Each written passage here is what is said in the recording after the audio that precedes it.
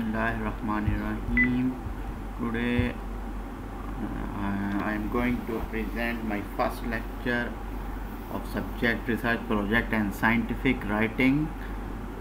Maybe this course is FST 51. Course code is FST 516. You know people that there is severe problem of corona and university will remain off for students till no further decision, and maybe up to September or October university will remain off. So we have to give lectures online, and some lecture already given by me before mid exam, and today I am going to clear all those lectures to all students of BS. I think this is a 6th semester of. So today my lecture is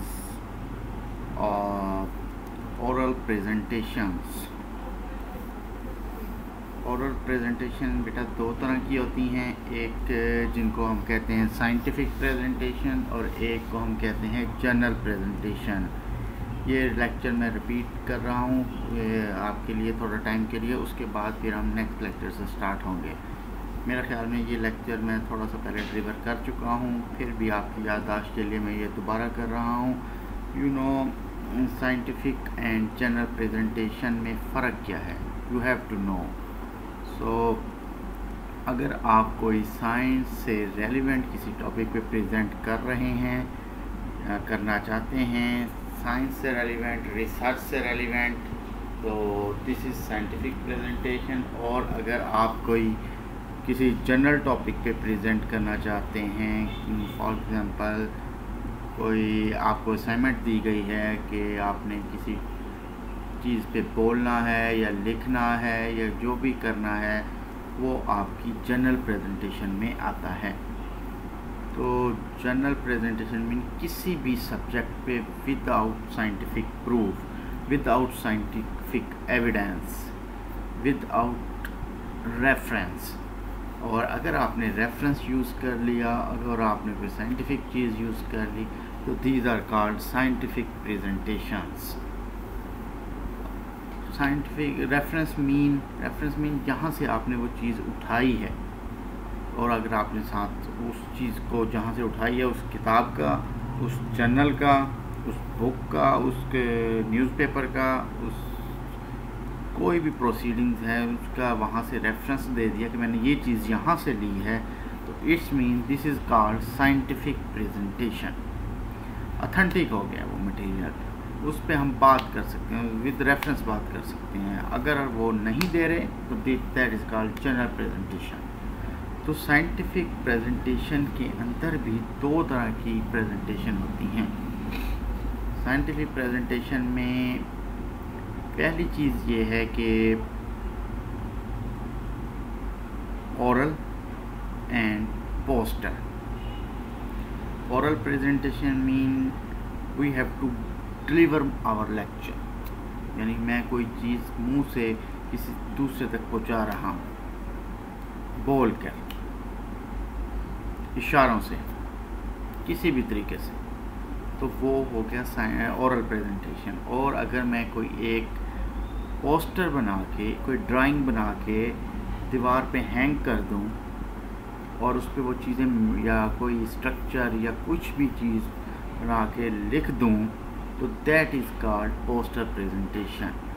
उसमें ये है कि हम वो जहाँ भी कोई conference हो रही है, हम वहाँ जाके उसको पेस्ट कर देते हैं, बाहर एक कोई कमरा नुमा चीज़ उसके लिए मुख्तस की जाती है, वहाँ हर बंदा जो जिनकी पोस्टर प्रेजेंटेशन सेलेक्ट होती हैं वो हम वहाँ जाके लटका देते हैं। तो अगर वो वहाँ से कोई स्टूडेंट या कोई पार्टिसिपेंट गुजर रहा हो, वो उसको देखेगा और उसमें से कोई क्वेश्चन करना चाहेगा, तो you should be present there and you should be given answer of that question. That is called poster presentation. But अगर एज अ कंपेयर हम करें तो वर्थ के लिहाज से ओरल प्रेजेंटेशन की वर्थ ज़्यादा है। साइंस के लिहाज से भी कहीं भी अगर आप जाएंगे तो अगर आपको प्रेफरेंस दी जाएगी वो ओरल प्रेजेंटेशन की प्रेफरेंस दी जाएगी बजाय के पोस्टर। आप ये कह सकते हैं कि अगर 100% वैल्यू है ली जाए तो 70% वर्थ ओरल प्रेजेंटेशन की है और 30% वर्थ पोस्टर प्रेजेंटेशन की है। तो we have to prefer oral presentation. अब हम फोकस करेंगे कि ये ओरल प्रेजेंटेशन बनाई कैसे जाती है और फिर है कि डिलीवर कैसे की जाती है। पहले बनाने के लिए कुछ पॉइंट्स हैं कि अच्छी हर कोई बना सकता है, ये नहीं कि प्रेजेंटेशन बनाना कोई मुश्किल काम है। नेट पे अवेलेबल है, आप देख सकते हैं, हर जगह जा सकते हैं। लेकिन उसके लिए अगर जब मैं आपको जो कुछ पॉइंट्स बताऊंगा वो स्टैंडर्ड ओरल प्रेजेंटेशन के होंगे कि एक स्टैंडर्ड है हर चीज़ का। आप लोग BS में पहुंच गए हैं, आप लोगों का भी एक स्टैंडर्ड है और एक आम बंदा कोई प्रेजेंटेशन बनाए उसका एक अपना स्टैंडर्ड होगा। उससे नीचे कोई बनाए, अनपढ़ बनाए, जाहिल बनाए, कोई भी तरीक़ेकार बनाए, हर चीज़ का एक स्टैंडर्ड होता है। लेकिन जो मैं आपको बताने जा रहा हूँ वो एक, जब आप किसी से वो बात करेंगे तो आपने साथ स्टैंडर्ड का लफ्ज़ ज़रूर यूज़ करना है। अदरवाइज़ वो प्रेजेंटेशन तो कोई भी बना सकता है, उसको ना कोई गलत कहेगा ना, लेकिन वो ऑकवर्ड लगता है कि वो अच्छी नहीं लगती प्रेजेंटेशन देना।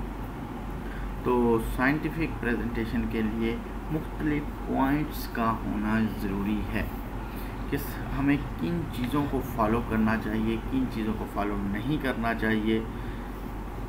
वो चीज़ें ऐसी हैं कि अगर हम उनको फॉलो कर लें तो उनको फॉलो करने से हम अपनी प्रेजेंटेशन को एक ख़ास लेवल पे ले आएंगे जहां हर कोई उसको पसंद करेगा। तो उसके लिए मैं कुछ पॉइंट्स आपको पहले भी बता चुका हूँ, क्लास में भी शायद मेरी आपसे डिस्कशन हुई थी कि वो पॉइंट्स हैं कि पहले एक प्रेजेंटेशन का स्ट्रक्चर कैसा होगा, पूरी प्रेजेंटेशन का। जब वो स्ट्रक्चर डेवलप हो जाएगा तो कुछ असूल होंगे, कुछ रूल्स होंगे जिसकी बेस पे अगर हम उनको फॉलो कर लेंगे तो हम एक अच्छी प्रेजेंटेशन डिलीवर भी कर सकते हैं। तो पहले कुछ स्ट्रक्चर, ये जो प्रेजेंटेशन आपके पास आएगी PPT फॉर्म में, इसमें कुछ रूल्स हैं, लेकिन आपने वो चीज़, ये आपके गो थ्रू के लिए ये मैं एक PPT तैयार की है कि आप एक तरह से गो थ्रू हो जाएं। लेकिन जो पेपर में क्वेश्चंस आएंगे, जो पेपर में मैं आपसे पूछूंगा वो है जो मैं आपको ऑलरेडी क्लास में डिस्कस कर चुका हूँ। वो चीज़ें आपके पास रिटन फॉर्म में अगर आपने नोट की होंगी तो उसी में से मोस्टली पेपर आएगा, सारा पेपर उसी में से आएगा। ये आपके लिए जनरल नॉलेज के लिए कि आप एक दफ़ा इस प्रेजेंटेशन में से गो थ्रू हो जाएं। इसमें कुछ आगे पीछे चीज़ें हैं, यानी कोई सीक्वेंस नहीं है, लेकिन जो मैंने आपको लिखवाया है एक तरीके से सीक्वेंस से लिखवाया है, आपने उसी को ज़्यादा फोकस करना है और इसमें से जस्ट गो थ्रू होना है। ये आपके लिए नॉलेज के लिए है कि आपके पास एक रिकॉर्ड रहे सारी उम्र के लिए कि आपने ये एक लेक्चर पढ़ा है या पढ़ना है, सारी ज़िंदगी ये आपके काम आएगा। क्योंकि आप इंडस्ट्री में जाएं या आप किसी कॉन्फ्रेंस में जाएं प्रेजेंट करना, या आप MS PhD में अपना सिनॉप्सिस डिफेंड करें, तो ये उस चीज़ के लिए बहुत ज़रूरी है कि ये आपके रिकॉर्ड में रहे। आप जब प्रेजेंटेशन बनाना चाहें इसको 5 मिनट के लिए गो थ्रू हो जाएं तो आपकी प्रेजेंटेशन अच्छी बनेगी। ठीक है, उसमें कुछ रूल्स हैं, वो रूल्स मैं आपसे डिस्कस करना चाहूँगा कि वो रूल्स कौन से हैं।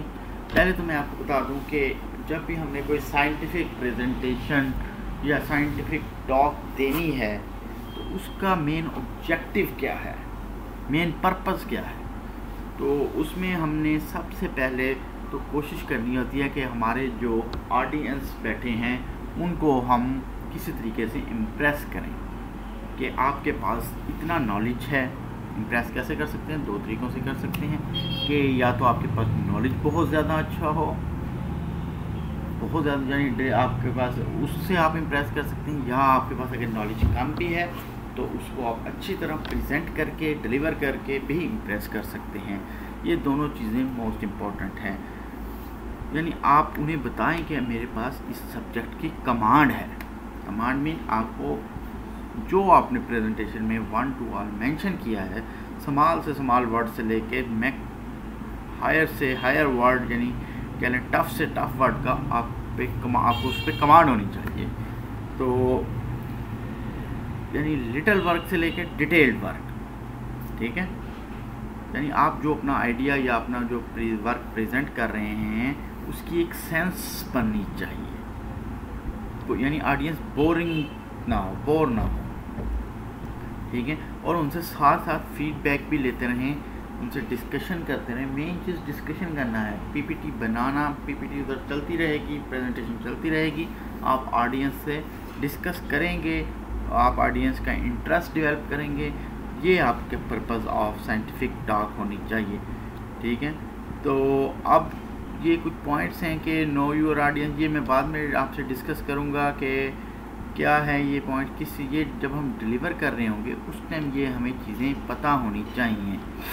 तो उसमें मैं आपको पहले स्ट्रक्चर के हवाले से डिस्कस करना चाहूँगा कि उसका स्केलेटन कैसा है प्रेजेंटेशन का, कि आप क्या चाह रहे हैं कि उसमें क्या चीज़ें आनी चाहिए, उसका स्ट्रक्चर कैसा होना चाहिए, उसमें ऊपर से नीचे तक हम कैसे गो थ्रू होंगे। तो उसमें पहली चीज़ ये है बेटा कि उसका फ़ॉन्ट कितना होना चाहिए, उसमें किस तरह हमने स्लाइड्स बनाना स्टार्ट करनी है।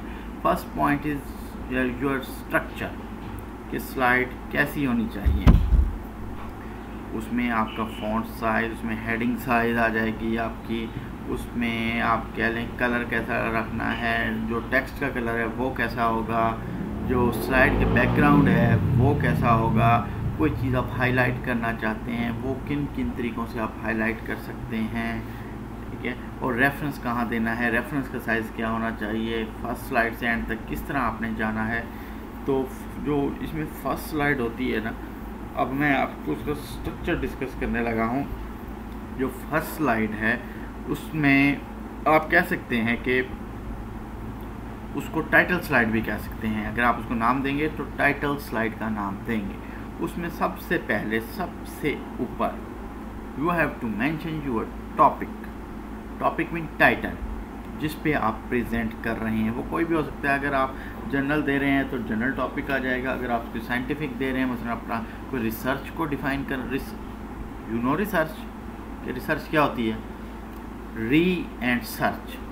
री मीन दोबारा, सर्च मीन तलाश करना।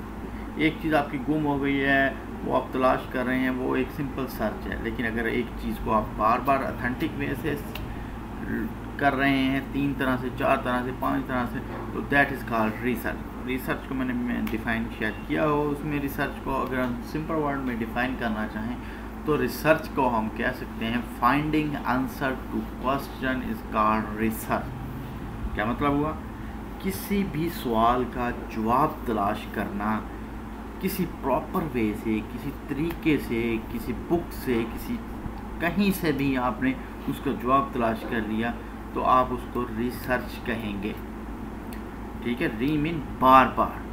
अगर एक चीज़ को हम 2 या 3 दफ़ा कर लें तो वो ऑथेंटिक बन जाती है, तो उसको हम रिसर्च कहते हैं। तो रिसर्च का एक अलग ही पूरा आप कह लें कि लेक्चर है, तो चैप्टर कह सकते हैं। तो उस पे हम बाद में बात करेंगे। सिर्फ मैंने आपको डिफ़ाइन कर दिया, उसकी टाइप्स हमने पढ़नी है, उसकी इंपॉर्टेंस पढ़नी है, उसकी सिग्निफिकेंस पढ़नी है, वो एक अलग ही लेक्चर है, वो मैं बाद में डिस्कस करूँगा। तो इसमें अगर आपकी साइंटिफिक रिसर्च है तो उसका सबसे पहले ऊपर टाइटल आएगा, और मेन स्लाइड में जो जिसको टाइटल स्लाइड कहते हैं, और उसका जो फॉन्ट है, फॉन्ट साइज़ है, वो 40 होगा, जो टाइटल स्लाइड है, ठीक है, 40 होगा। और इसमें एक और आपने ख्याल करना है कि इसमें जो मेन चीज़ है कि जो आपका रिटन स्ट्रक्चर है, ठीक है, कि आप कहते हैं एक तो फॉन्ट साइज़ होता है, एक फॉन्ट का वे होता है, जिसे आप कह सकते हैं कि उसमें जो मोस्टली यूज़ होता है वो टाइम न्यू रोमन यूज़ होता है, ठीक है, टाइम न्यू रोमन। तो उसमें डिज़ाइंस हैं मुख्तलिफ, टाइम न्यू रोमन भी है। मोस्टली जो हम यूज़ करते हैं वो बुक एंटिका होता है, बुक एंटिका, ठीक है। और भी हैं, आप वो भी यूज़ कर सकते हैं, लेकिन जो मेन आप कह लें कि मेन है वो यही यूज़ होते हैं, ठीक है। तो मोस्टली आप उसे कहते हैं, उसमें एरियल भी है और कई सारे फॉर्म वो हैं, ठीक है। उसमें जो मोस्टली आप यूज़ करेंगे वो टाइम न्यू रोमन ही करें तो ज़्यादा अच्छा है। बुक एंट्री का भी कर सकते हैं, बाकी भी कर सकते हैं, लेकिन जो मैं आपको हमेशा स्टैंडर्ड की बात करता हूँ, स्टैंडर्ड के लिए आप टाइम न्यू रोमन ही यूज़ करें, ठीक है। तो आपको अब एक तो हो गया कि फर्स्ट स्लाइड कैसी होनी चाहिए। टाइटल स्लाइड में 40 का फॉन्ट हो टाइटल का, और सॉरी टाइटल को मैं बता डिफ़ाइन भी कर दूँ कि टाइटल की खसूसियात क्या हैं, कितनी खसूसियात होनी चाहिए कि वो एक स्टैंडर्ड लेवल का टाइटल बन जाए। उसमें 3 मेन इसकी प्रॉपर्टीज़ हैं, खसूसियात हैं, करैक्टरिस्टिक्स हैं। उसमें पहली जो चीज़ है, title should be brief. Brief means short होना चाहिए, ये नहीं कि पूरी आपने स्टोरी लिख देनी है टाइटल में। जितना टाइटल ब्रीफ होगा उतना अच्छा लगेगा, ठीक है। First characteristic to brief, title should be brief, ठीक है। सेकंड है title should be innovative. Innovative mean new होना चाहिए, नया होना चाहिए। टाइटल हमेशा एक इनोवेटिव होना चाहिए, ठीक है। और यानी इनोवेटिव मीन यानी उस पर पहले काम ना हुआ हो, अगर काम हुआ भी हो आप उसको मॉडिफाई कर दें अकॉर्डिंग टू योर माइंड, ठीक है। उसमें चेंज करें, उसमें उसके आप कह सकते हैं कि सिनोनिम वर्ड यूज़ कर सकते हैं, आप उसको अच्छा बनाएं, ठीक है, इनोवेटिव बनाएं। और third one is title should be attractive, अच्छा नज़र आना चाहिए, ठीक है। न्यू भी होगा लेकिन अट्रैक्टिव होना भी मस्ट है। अट्रैक्टिव होगा तो लोग उसको पसंद करेंगे, अगर नहीं होगा तो, क्योंकि सबसे पहली जो चीज़ देखी जाती है जब आप प्रेजेंटेशन दे रहे हो, आपका टाइटल क्या है, क्या आप जो आपकी ऑडियंस बैठी है वो इस टाइटल को से रेलिवेंट भी है या वो इसको पसंद भी करे। अगर उनको ये टाइटल पसंद आएगा तो वो आपकी प्रेजेंटेशन पे फोकस करेंगे, otherwise they have to leave the classroom. वो क्लासरूम या जो भी है कॉन्फ्रेंस रूम वो छोड़ के चले जाएंगे अगर उनको आपको टाइटल ही पसंद नहीं आएगा।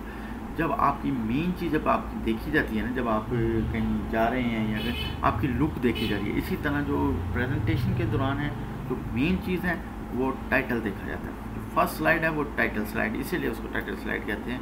वो इट शुड बी अट्रैक्टिव, ठीक है। तो उस जो टाइटल स्लाइड के ऊपर आपने टॉपिक दे दिया, उसके नीचे आपने फिर अपनी एफिलिएशन, अपना नेम, अपने बारे में थोड़ा सा डिटेल देनी है कि हु आर यू, आप कौन हैं, आप कहाँ से, मेन चीज़ है आप कहाँ से बिलोंग करते हैं। आप कहीं भी प्रेजेंट करने जा रहे हैं, वर्ल्ड वाइड प्रेजेंट करने जा रहे हैं, आप अपनी यूनिवर्सिटी को, अपने डिपार्टमेंट को प्रमोट कर रहे हैं एक तरह से। जब भी आप अगर आप MS PhD करते हैं तो आप मेन चीज़ आपकी जो है आप अपनी रिसर्च को प्रेजेंट करने जा रहे होते हैं। इट्स मीन जहाँ भी आप जाएंगे, फॉर एग्जांपल मैं कहीं प्रेजेंटेशन देता हूँ, कहीं ऑस्ट्रेलिया में जाके, शारजा में जाके, दुबई में या किसी भी कंट्री में, USA में, तो जब आप वहाँ अपना नाम और स्पेशली जब आप अपनी एफिलिएशन शो करेंगे तो इट्स मीन आप you have to represent your university, sorry पहले first department, then your university, then your city, then your country. तो यू शुड बी केयरफुल। आप अपनी यूनिवर्सिटी की, अपने डिपार्टमेंट की इज्जत है उस टाइम। अगर आप अच्छा प्रेजेंट करेंगे, अच्छी प्रेजेंटेशन बनी हुई, इस मीन वो अप्रिशिएट करेंगे आपकी यूनिवर्सिटी को, आपकी कंट्री को, आपके सिटी को, आपकी इदारे को, आपके अपने जो डिपार्टमेंट है उसको। अगर आप नहीं कर रहे हैं, आपकी प्रेजेंटेशन अच्छी बनी नहीं है, आप कह लें कि आपका सब कुछ अच्छा नहीं है, तो इट्स मीन आप अपने डिग्रेड कर रहे हैं, अपनी यूनिवर्सिटी को भी, अपने डिपार्टमेंट को भी, अपने सबको आप डिग्रेड कर रहे हैं। तो first thing is to improve yourself, you have to represent your university, you have to represent your department, you have to represent your teachers, you have to represent your degree, ठीक है। तो main चीज़ है, तो आपने title slide पे focus करना है, ठीक है। तो अब आपने कोशिश करनी है कि अपनी डेजिग्नेशन हर चीज़ दें, एक तरफ आप मोनोग्राम भी दें, अपनी यूनिवर्सिटी का दे दें, और अगर आपके डिपार्टमेंट के डिपार्टमेंट का दे दें, तो ताकि आपके मोनोग्राम, आप कोशिश करें कि जो आपका आपके प्रेजेंटेशन का लेफ़्ट साइड है वहाँ अपने डिपार्टमेंट के दें, और इस राइट साइड है वहाँ आपकी यूनिवर्सिटी के दें। ये आप ऊपर भी दे सकते हैं, ऊपर साइड पे कोनों में, या स्लाइड के नीचे साइड पे भी दे सकते हैं। तो नॉमिनेट करें अपनी डेजिग्नेशन सारे। इसका फ़ॉन्ट जो आप देंगे, जो आपका नेम है और उससे नीचे जो एफिलिएशन है, या आपका डिपार्टमेंट है, इंस्टीट्यूट नेम है, जो आपका सिटी है या आपका कंट्री है, उसका आप फ़ॉन्ट जो रखेंगे वो 24 रखेंगे, ठीक है। उसके बाद आपने जो सेकंड स्लाइड है उस पे आ जाना है। उसमें मैं आपको थोड़ा सा हेडिंग और पहले वो ब्रीफ कर दूं कि हेडिंग का फ़ॉन्ट कितना होना चाहिए, सब हेडिंग का कितना होना चाहिए, टेक्स्ट का एक रूल मैंने आपको सबसे पहले बताना है, जो उस एंटर होने से पहले मैं पहले भी डिस्कस कर चुका हूँ आपसे, कि वो 6x6 रूल है। 6x6 ये रूल क्या है, ये रूल किस तरह होगा। तो उसमें 6x6 रूल में आपने देखना है कि एक स्लाइड है उसमें 6 लाइंस होनी चाहिए, ठीक है। एक स्लाइड के अंदर 6 लाइंस से, यानी जो हम बुलेट्स लगाते हैं वो 6 होने चाहिए, लाइंस या बुलेट्स 6 होनी चाहिए। इससे ज़्यादा होंगी हो सकती हैं, मैंने आपको पहले बताया कोई हर्ज कोई नहीं है, लोगों ने पैराग्राफ लिखे होते हैं लेकिन वो ऑकवर्ड लगते हैं, बुरे लगते हैं। मैं आपके उसके लिए स्टैंडर्ड चीज़ की बात कर रहा हूँ कि आपकी जो प्रेजेंटेशन का टाइटल होगा, जो हेडिंग होगी, वो बाकियों से मुख्तलिफ होनी चाहिए। जो सब हेडिंग होगी वो भी बाकियों से डिफरेंट होनी चाहिए। आप कलर भी डिफरेंट कर सकते हैं, आप उसको बोल्ड भी कर सकते हैं, आप उसको यानी वो डिफरेंट नज़र आनी चाहिए टेक्स्ट के लिहाज से, रेफरेंस की क्या। जो आपका सबसे मेजर हेडिंग है ऊपर जो आती है, दो तरह से बनी होती है, एक ऊपर शॉर्ट खाना सा बना होता है, एक नीचे लॉन्ग लार्ज बना होता है। तो आपने ऊपर वाले में जो मेजर हेडिंग देनी है उसका फ़ॉन्ट आप डिफरेंट कर सकते हैं। जो स्टैंडर्ड है वो 36 to 40 होना चाहिए, ठीक है, 36 to 40। इसके दरमियान फाल के 36 भी रख सकते हैं, आप 40 भी रख सकते हैं, आप 44 भी रख सकते हैं, लेकिन वो अच्छा नहीं लगेगा, रख सकते हैं, कोई आपको मना नहीं करेगा, ठीक है। मेजर हेडिंग का 36 to 40 इसका जो फ़ॉन्ट है। और इसी तरह जब आप उस पे आएंगे सब हेडिंग पे, तो उसका आप 32 रखेंगे फ़ॉन्ट, ठीक है। 32 फ़ॉन्ट होगा सब हेडिंग का, जो टेक्स्ट के साथ होगी। और वो ज़रूरी नहीं आप दें या ना दें, उसका कोई ज़रूरी नहीं है हेडिंग, वो अगर कंपलसरी नहीं है, लेकिन मेजर हेडिंग कंपलसरी होती है। उसके बाद जो आपको मैंने 6x6 रूल बताया है, यानी 6 लाइन्स और हर लाइन में 6 वर्ड्स, यानी एक लाइन में 6 वर्ड्स हैं, कम हो सकते हैं, ज़्यादा ना करें, कोशिश करें कम हो जाए तो खैर है। 6 हों तो स्टैंडर्ड है, 6 से ज़्यादा होंगे चल जाएंगे लेकिन वो ऑकवर्ड लगेगा। तो you have to follow the rule 6x6 rule. और ये मैंने आपको बताया है, ये पेपर में भी क्वेश्चन आ सकता है, इम्पोर्टेंट क्वेश्चन है, इसको नोट कर दें, ठीक है। तो ये जो आपको स्लाइड्स मिल रही हैं ये कोई ऑथेंटिक नहीं है, ये आपने जस्ट गो थ्रू होना है। जो मैं आपको एक रिटन फॉर्म में लेक्चर दिया है पहले, जो आपने बोर्ड से नोट किया है, वही आपका फाइनल नोट्स हैं, ठीक है। ये आपके अपने नॉलेज के लिए आप पढ़ें, इसको जितना भी पढ़ सकते हैं अच्छा है। आपने आगे MS PhD करनी है तो ये कोर्स उसके लिए मोस्ट इम्पोर्टेंट है, मैं ऑलरेडी इसको डिफ़ाइन कर चुका हूँ, ये बार बार करने की ज़रूरत नहीं है। तो आपने कोशिश करनी है कि 6x6 रूल पे फोकस करना है, ठीक है। और 6x6 रूल का जो आप टेक्स्ट होगा, यानी 6 लाइनों में और हर लाइन में 6 वर्ड्स, तो उसका फ़ॉन्ट जो होगा वो 28 होगा, ठीक है। उस टेक्स्ट का जो 6x6 रूल के अंडर आ रहे होंगे उसका आपने टेक्स्ट फ़ॉन्ट 28 रखना है। और उसके बाद जो आपका रेफरेंस है, रेफरेंस का फ़ॉन्ट आपने कोशिश करनी है 20 हो। हर स्लाइड में 1 या 2 रेफरेंस देना ज़रूरी है, कमिंग एटलीस्ट 1 रेफरेंस ज़रूर दें साइंटिफिक प्रेजेंटेशन में, अदरवाइज़ वो साइंटिफिक प्रेजेंटेशन नहीं काउंट होगी। You have to put 1 reference in every slide. Without reference हम उसको या कोई भी उसको साइंटिफिक प्रेजेंटेशन नहीं मानेगा। आपने कोशिश करनी है राइट हैंड साइड पे बिलो एक रेफरेंस दे दें, और अगर हर लाइन का डिफरेंट रेफरेंस है तो उस लाइन के सामने भी आप दे सकते हैं, लेकिन फ़ॉन्ट उसका 20 ही रहेगा, 20 से बढ़ाना नहीं है। वो अच्छा नहीं लगेगा। लिख सकते हैं लेकिन अच्छा नहीं लगेगा। अब ये है कि ये आपने दोबारा मैं इसको रिपीट कर रहा हूँ, तो मेजर हेडिंग का जो फ़ॉन्ट होगा वो 36 to 40 होगा, उसको बोल्ड भी कर दें आप। तो उसके बाद आपका जो बोल्ड आपने फर्स्ट टाइटल स्लाइड में करना है, आगे जो मेजर हेडिंग है उसमें आपने बोल्ड नहीं करना। और उसके बाद आपने जो सब हेडिंग है उसका 32, जो उसके बाद टेक्स्ट है उसका 28, और जो आपका रेफरेंस है वो 20, और जो टेक्स्ट है उसमें 6/6 आपने फॉलो करना है। तो उसके बाद के फर्स्ट तो ये हो गया टेक्स्ट स्ट्रक्चर। और बैकग्राउंड उसका कैसा होना चाहिए, background of slide and colour of writing, यानी आप कह लें कि जो आप राइटिंग लिख रहे हैं वो आप कह लें अच्छा कौन सा लगेगा, ठीक है। तो उसमें मैं आपको बता दूं कि एक लफ्ज़ होता है पेंडू, ठीक है।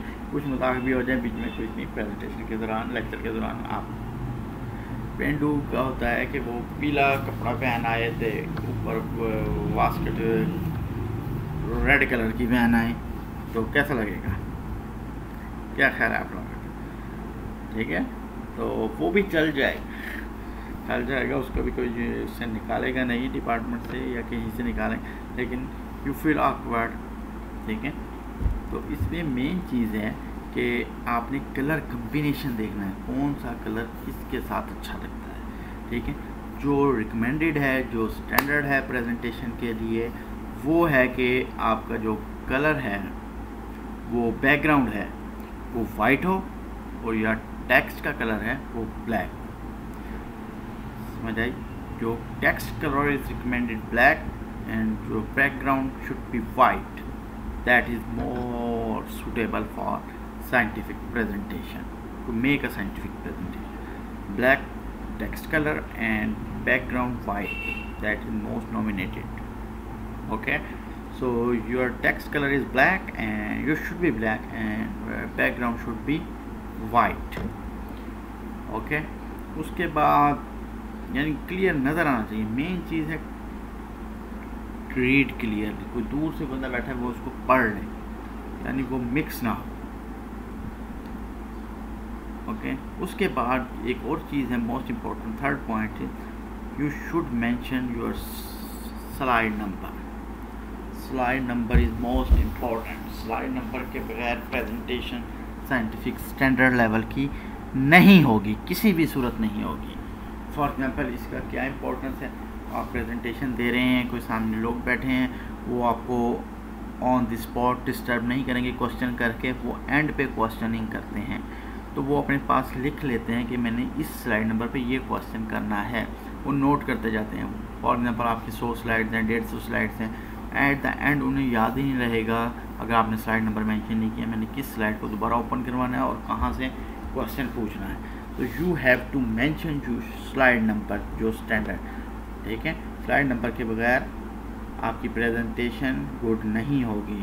तो ये it's mean it's help in questioning. उसके बाद है कि आपने जो रेफरेंस पेस्ट करना है वो स्लाइड के अंदर शॉर्ट फॉर्म में देना है और स्लाइड के एंड पे लॉन्ग फॉर्म में देना है। शॉर्ट फॉर्म मीन सिर्फ जो अथर्स हैं उनमें से फर्स्ट अथर का नाम आ जाए और ईयर आ जाए, ठीक है। और long reference means all others, यानी डिटेल में देंगे हम उनके नाम, आगे फिर टाइटल देंगे जहाँ से आपने मटेरियल लिया है, फिर उस जहाँ वो जो मटेरियल पब्लिश हुआ था वो किस जगह पब्लिश हुआ था, बुक में हुआ था, जर्नल में हुआ था, उसकी डिटेल देंगे, वॉल्यूम, पेजेस नंबर, वो सारा मैं आपको नेक्स्ट लेक्चर में रेफरेंस सेटिंग में वो मैं पढ़ाऊँगा कि शॉर्ट रेफरेंस कैसे देते हैं और लॉन्ग रेफरेंस कैसे देते हैं। लेकिन इन स्लाइड्स के अंदर आपने जहन में अपनी बात बिठा लेनी है, स्लाइड के अंदर शॉर्ट फॉर्म में रेफरेंस देना है, और स्लाइड के एंड पे जब आपकी प्रेजेंटेशन एंड हो गई है तो आपने उसकी पूरी की लिस्ट देनी है और कोशिश करनी है अगर एक आधा रेफरेंस स्लाइड्स के अंदर रिपीट हो रहा है, यानी हो सकता है कि आपने फर्स्ट स्लाइड में मटेरियल वहाँ से लिया हो, फिर जो मटेरियल पेस्ट किया 10वीं स्लाइड पे वो भी वहीं से लिया हो, वो आप रिपीट कर सकते हैं स्लाइड के अंदर, लेकिन एट द एंड वो एक ही दफ़ा आएगा। जब हम लॉन्ग फॉर्म में दे रहे होंगे वो एक ही दफ़ा आएगा, उससे ज़्यादा वो हम नहीं दे सकते किसी भी सूरत। अंदर विद इन स्लाइड हम रिपीट कर सकते हैं। ठीक है, कि फास्ट अथर एक अथर के साथ कैसे देना है, ये लंबी बात है, ये फिर बाद में डिस्कस करेंगे। तो पहले हम इस पर फोकस कर लें, ओरल प्रेजेंटेशन पे। ठीक है, अब जो चीज़ है आपके जहन में होनी चाहिए कि अगर आपने कोई चीज़ हाईलाइट करनी है, नेक्स्ट पॉइंट है कि किसी चीज़ को इम्पोर्टेंस देनी है, तो वो कैसे देंगे। ठीक है, किसी प्रेजेंटेशन को, किसी स्लाइड को या किसी चीज़ को इम्पोर्टेंस देनी है, किसी पॉइंट को, किसी वर्ड को इम्पोर्टेंस देनी है, तो आपने कोशिश करनी है कि उसको बोल्ड कर दें। ठीक है, उसको बोल्ड कर दें, या आप नहीं करना चाहते तो उसको कलर कर दें, या उसको आप उसका राइटिंग स्टाइल चेंज कर दें। टाइम न्यू रोमन्स की जगह कोई बुक एंटिका कर दें या कोई और कर दें, यानी वो उस लाइन से डिफरेंट हो जाए। ठीक है, वो वर्ड उस लाइन से डिफरेंट, उसको बोल्ड कर दें, थोड़ा सा मोटा कर दें कंट्रोल बी करके, या उसको इटैलिक कर दें कंट्रोल आई करके। तो ये था ये जो फर्स्ट लेक्चर था आज का, यहाँ तक ये था प्रेजेंटेशन का स्केच कैसा होना चाहिए, स्ट्रक्चर कैसा होना चाहिए। ठीक है, अब मैं जो यहाँ तक जो सेकंड लेक्चर होगा उसमें पॉइंट्स बताऊंगा कि हाउ टू डिलीवर। ठीक है, तो ये चीज़ें आपने याद कर लेनी है कि how to prepare your assignment. यहाँ तक आपका स्ट्रक्चर ख़त्म हो गया, इसको आपने याद कर लेना है। अब नेक्स्ट लेक्चर में मैं आपको जो सेंड करूँगा उसमें हाउ टू डिलीवर प्रेजेंटेशन के बारे में होगा। Thank you. कोई क्वेश्चन हो तो मुझे टेक्स्ट कर दीजिएगा, मैं उसका रिप्लाई कर दूंगा। आप मुझे मैसेज कर दें या कॉल करके सवाल कर सकते हैं। Thank you for being listening.